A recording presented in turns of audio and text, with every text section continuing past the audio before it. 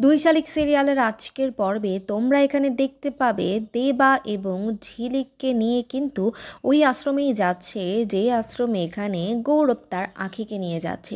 কিন্তু তারা কিন্তু কেউই জানে না যে তাদের সেই আশ্রমে গিয়ে একসঙ্গে মুখোমুখি হতে হবে।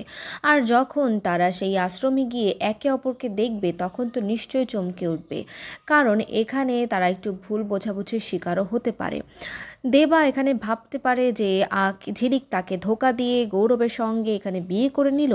আর এখানে গৌরব ভাবতে পারে যে আখি আমার সঙ্গে থাকা অবস্থায়ও ওই দেবার সঙ্গে কি করছে। এই আশ্রমের পর্বটা কিন্তু বেশ ইন্টারেস্টিং হতে চলেছে। তোমরা যদি দেখতে চাও তাহলে একটা পর্ব মিস করো না কিন্তু।